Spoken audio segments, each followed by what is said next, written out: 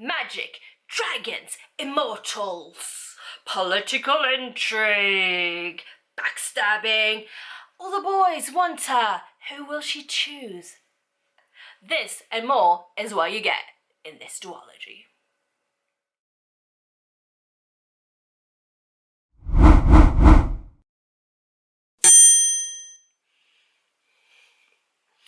Hello and welcome to what is bound to be another messy vlog.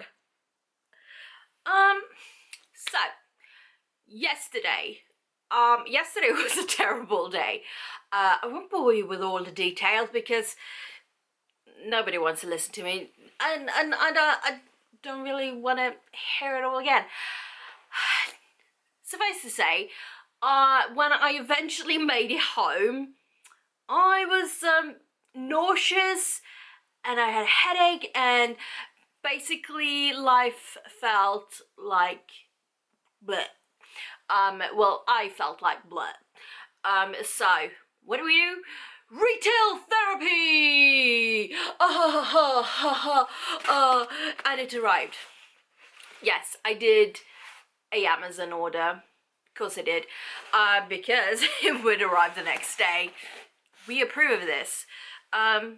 So hopefully, unless Amazon got it wrong, which I mean, it could happen.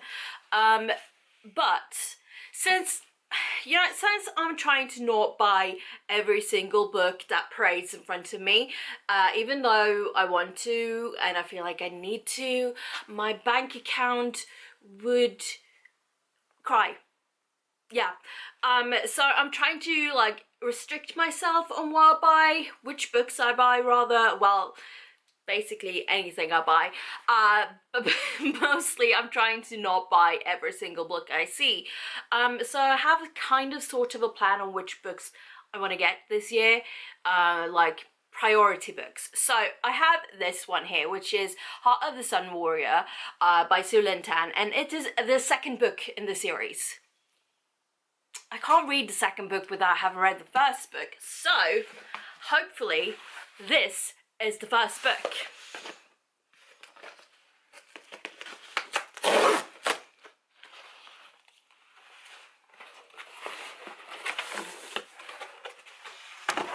It is the first book. First. It is the first book. So yeah. Ooh, this is a chunky one. Do I know what this series is about? No! Are you surprised? No. Well, at least we shouldn't be surprised. So yeah, let's read the blurb and see if we figure anything out. Okay. There are many legends about my mother, ... Raised on the moon, can't pronounce that, was unaware she was being hidden from the celestial emperor who exiled her mother for stealing the elixir of immortality. But when her magic flares and can't explain that, can't pronounce the name, existence is discovered, she is forced to flee her home, leaving her mother behind. Alone, powerless and afraid, this person makes her way to the Celestial Kingdom, a land of wonder and secrets in disguise. She trains along the Emperor's son, mastering archery and magic despite the passion which flames between them.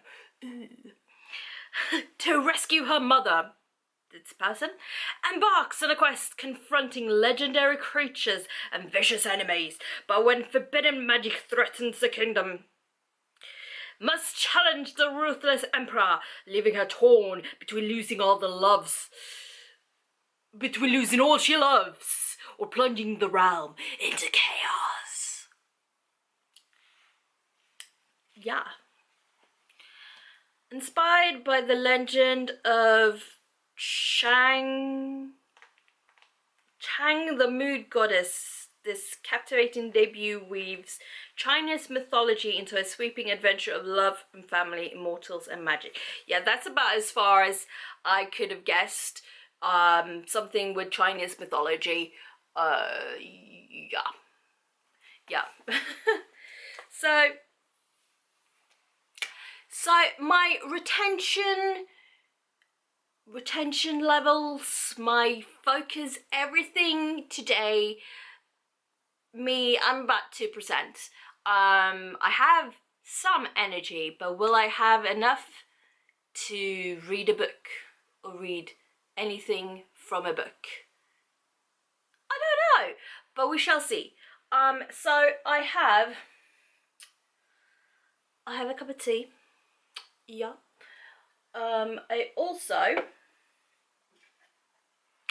I have some cheese toasties, because, you know, important to eat, and cheese toasties are just, yes. As you can see, covered in a comfy blanket. Let's read some books, shall we?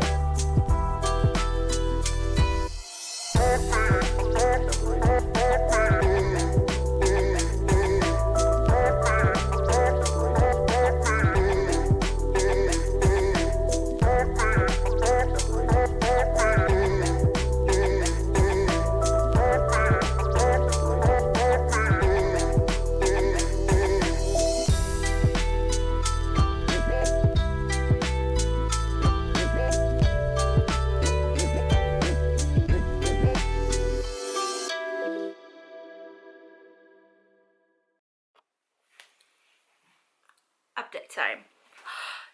Jeez, I am pale. Right, so I am about, I'm in the middle of the chapter, so I'm almost, I'm 142 pages middle of the chapter, on the daughter of the moon goddess. So what the blurb leads me to believe is that Shang Ying, this is what Google says it's pronounced as, so don't blame me. The blurb leads me to believe that she kind of needs to go from her home to like the other realm and learn how to fight to then come back to her home and protect that. That's kind of what the blurb leads me to believe, that she needs to like go like incognito and learn how to fight to then come back and save her home. So what's happened so far is that we begin in the moon palace, I suppose, that realm of the moon. I'm not sure what to call it. Anyway, we start at the moon place, which is Shang Ying's home, and events lead to another, and so in the mood place, it's her mother, a attendant, and Shang Ying herself. So there's only 3 people in this entire place, and I'm not going to go into why, but that's the way it is. So Penga, so the mother's name is Chang'e.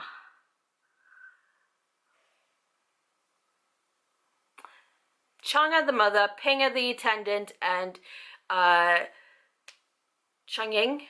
Oh jeez, too many names. So the attendant Pinga and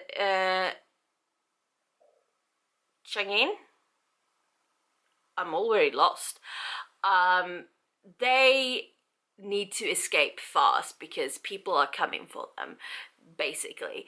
Well, for Changin, because she's not supposed to be there. Nobody knows she exists. Cool.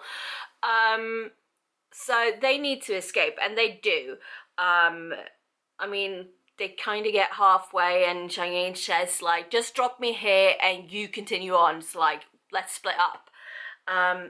Where she kind of ends up. So Pinga just disappears. We don't know what happens to her.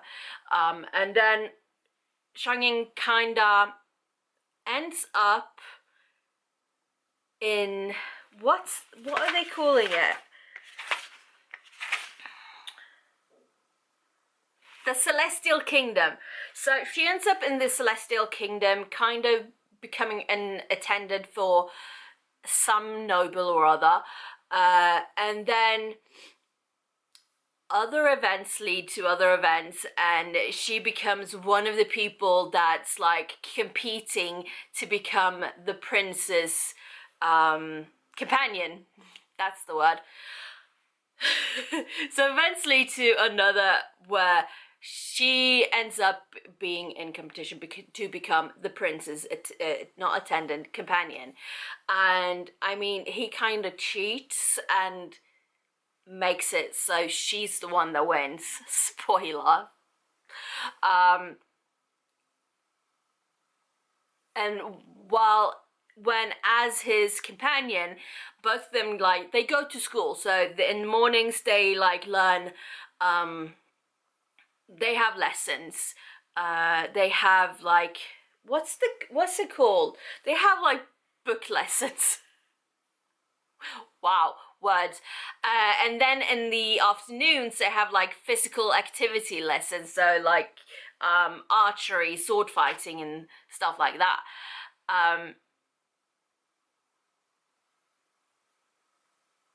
So that's kind of where we are. So far, like, nothing is going with the blurb. Like, she's kind of, yeah, well, she's kind of learning how to fight. She's learning how to be an archer, and she's apparently has some talent there, because her father was this like famous archer.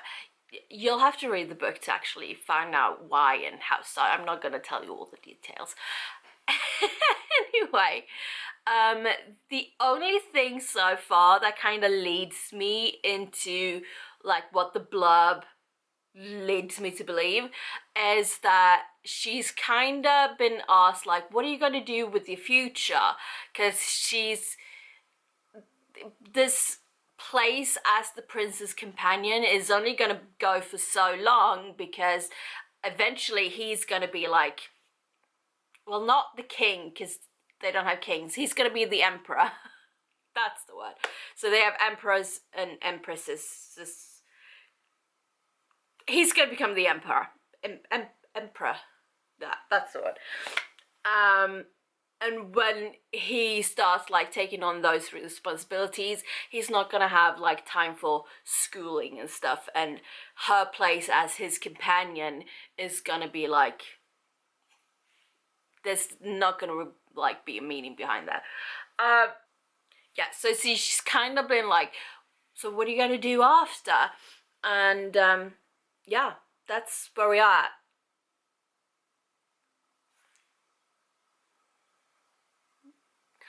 The one thing though, so the timeline in the book is confusing. I get that they're immortal and like time doesn't like move in the same way as like for us mortal people, but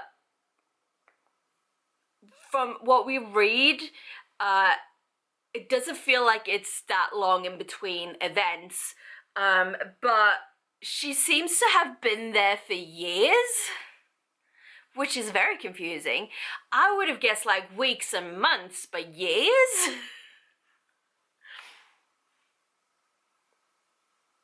Yeah. So there's been like 2 instances, I think, where she said like, I've been training for this for years. And I'm like, what? When did it become years? I'm so confused. Anyway, enough of my ramblings. I'm going to continue on reading the book with my cup of coffee. Yeah, and I shall check back with you later.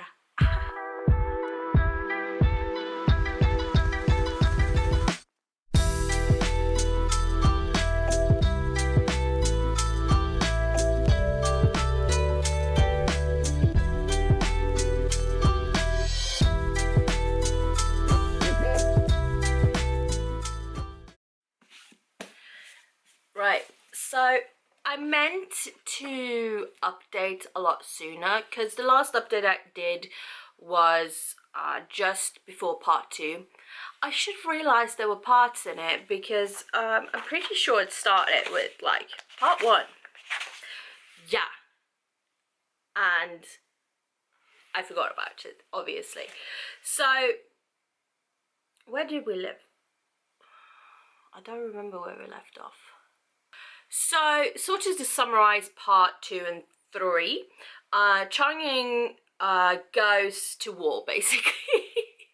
She kind of establishes herself as this great archer and, like, take down these massive enemies, let's say, and eventually leads to her gaining that coveted, what was it, lion medallion, something like that, from the emperor, which is like the highest thing you can get. It's like the coveted emperor. You can like ask a favor from the emperor. She gains it, spoiler. However, it's not without a cost, so she doesn't really get what she's asking for, which is to like free her mum. That's been the whole thing all along. But instead, she gets a challenge. Yeah. So I'm not going to say more than that. However, there is a betrayal. Someone close to her betrays her, and it's not something you see coming, although I had my suspicions of this character. I'm not gonna say who, obviously, but I did have my suspicions about this character. Like, this character is like too good to be true, kinda, but it's not in an obvious way. So yeah, it's a good thing there's a part 2, well, a second book, that it's a duology, because this book sort of, let's put this on. So this book sort of ends in a like, well, not all conflicts have been resolved. So they're kind of like in the middle of a war, but for the moment, everything's peaceful. So it's a good thing there's a book 2, because otherwise that would have been like, yeah, this is like the kind of fairy tale ending. I don't know. It's a very like, it's a satisfying ending, but also all conflicts have not been resolved. I need like resolutions. I need stuff to come to a proper end. Either you die or you like gain the ultimate prize. I don't know. So I mean, they have there's some things that needs to be resolved. Also, the thing I mentioned about the timelines before, it holds true for the entire book, which is a part I find kind of annoying, because there's no like there's no indication that time has passed, rather than like, well, I've been asleep for 3 days. Oh, well, yes, I get that. But every now and again you'll get like, well, we've been doing this for months. We've been doing this for years. I'm like, dude, this was like 5 minutes ago. When did all this time pass? I don't get it. So that's something that I found quite annoying. It's not something that's like off-putting enough to make it a bad story, because everything flows fine. It's just the timelines it's not very clear. Let's say that.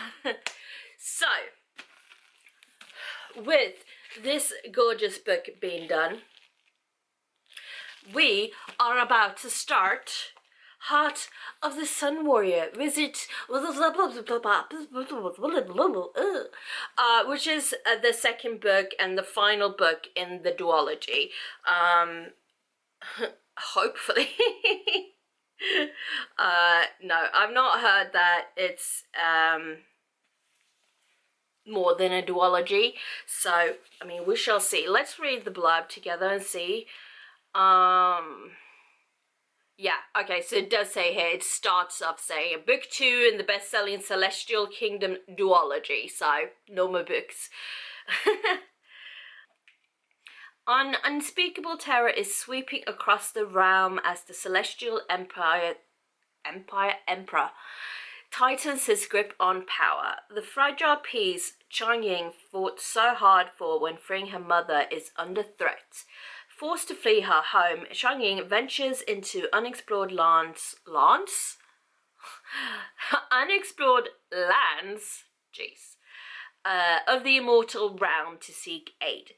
However, with alliances shifting quicker than the tides, she has to overcome past grudges and amenities. I can't say that word, I don't know why. To forge a new path forward, seeking aid where she never imagined. Chang Ying must uncover the truth of her heart and claw her way through devastation to rise against evil before it destroys everything she holds dear and the world she has grown to love, even if doing so demands the greatest price of all. So that must be a great blurb, because there was no spoiler for book 1 in there. Awesome. Yeah, I'm very excited to start reading this very soon. However, before I start reading this, I'm gonna do some baking. So, cue the baking montage, I don't know. And then we'll get stuck into this one.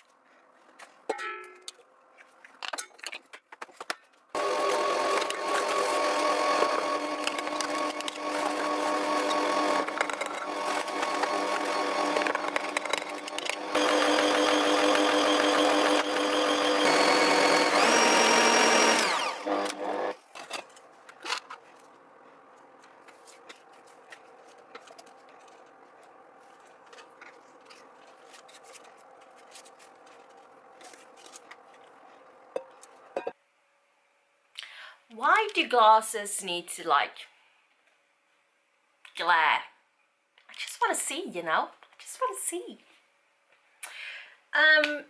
So, update. I finished The Heart of the Sun Warrior. Ooh. So I decided to just read the whole book and then talk about it, because I kinda wanna not spoil the series or the book, the series, the book, the series, everything. So I feel like I kinda sorta kept it semi-vague with Daughter of the Moon Goddess, which book number 1, if you haven't caught on so far, and book number 2, the last one in the duology. I wanna try to keep a spoiler-free for it. I wanna try to keep it a spoiler-free, vloggy, sum up, wrap up. I don't know. So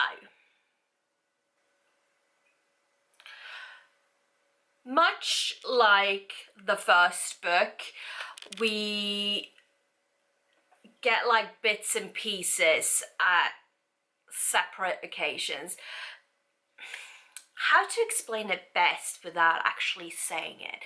So it's kind of like they're set a task, and to achieve said task they must pay a price, but it's not a price they, you know, they're willing to pay. It's one that's, you know, it tugs at you, so they pay it. They're very unwillingly pay the price, and sometimes a bit sneakily they will pay the price, but they pay the price, they get the reward, they finish the quest, and then for some unexplained reason the price they paid kind of becomes null and void because something happens and they basically achieve what they wanted without actually having to pay a price for, you know, the reward. And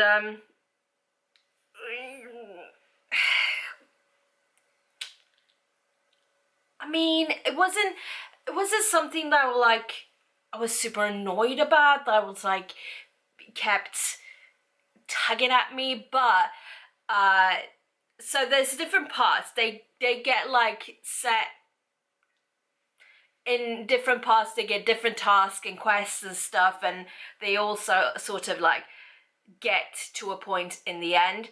But each and every task or quest, it's the same thing kind of over again. They pay a price and they kind of don't have to pay the set price in the end, and it's like and it's only like thinking about it is after that I'm like, you know what, that's actually kind of annoying, because I know it's fiction but some part of fiction you kind of wanted to emulate real life in a bit. So it's like in real life, if we're like set a quest of some kind, we usually have to pay a price to get what we want. It's not, we don't get things for free. So to have it just be easy, it feels a bit fake, and it's like However, it's not like, it's not a game. It's not a game changer. No, it's not a game ender. Is that what it's called? Oh, I'm confused myself now. Oopsie. And for another thing, I'm not speaking directly about book 2 now, but I'm speaking like of the whole series, duology. So you kind of, when you read a book, you kind of like, you start to like figure things out along the way, and you kind of start to see where it could lead. Whereas this series is very much like, what is your end goal here? So it's kind of like you just set different tasks along the way, and like they don't really have a cohesion throughout the whole thing. You kind of like, in the end, it's like, oh, okay, yeah, sure. But it's more like you're just doing random things along the way. It's like when you're doing household chores. You do the dishes, you do laundry, you hoover, whatever. It kind of brings it all into a whole where it's like you have a clean house afterwards. These tasks that what's her name again? These tasks that she's given or like makes for herself, they don't necessarily fit together. I mean, they do, but they don't. Does that make sense? Probably not, but you know, try to keep it vague, and I think I'm just confusing myself, and probably you too, possibly. You know, we have to like think of the bad things as well as the good things. Nothing is perfect, nothing is all bad, but nothing is all perfect either. So, you know, this is what I'm doing right now. The duology as a whole. I'm gonna hold up both books now.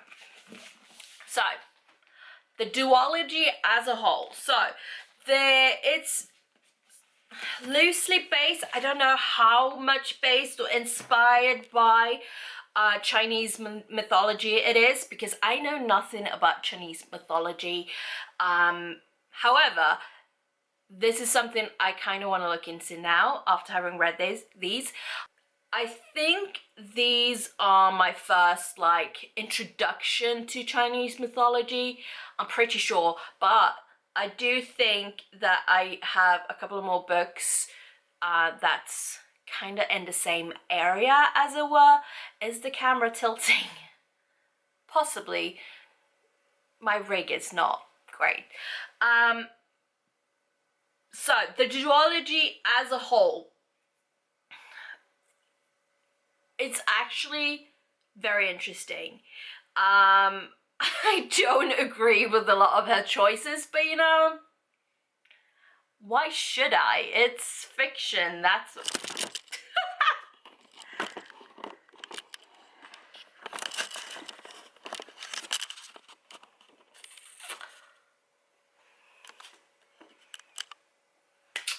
Yeah, camera definitely fell down there. So, where was I? I don't know. So, duology as a whole, yes. I think maybe I would put it somewhere along the lines of 3-star, 4-star if I was gonna give a star. Saying that, it doesn't mean it's bad just because I'm saying 3 and not, you know, oh, it's excellent, it's a 5-star, and then I'm not giving it a 4-star, and you know what? So 3 and 4 stars is decent. It's, well, it's average, isn't it? It's one I could definitely see myself reread in the future. And I mean, they're quite stunning, aren't they? I do really like the purple. I wish this one had 2, but anyway, I'm quite happy that I read this duology. I keep wanting to say series, but it's a duology, and we should say duology when it's just 2 books, right? I mean, technically it's a series too, but I feel like it needs to be more. It needs to be like 4 or more for it to be a series, right? Right? Potentially. I don't know what I'm saying right now. Anyway, I'm pretty sure this vlog has been quite long because I have edited the first part of this vlog before I filmed this part.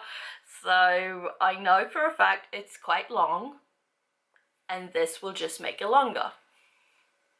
So thank you so much for watching. If you know how to deal with glares, let me know. I shall see you all next time. Take care. Bye-bye.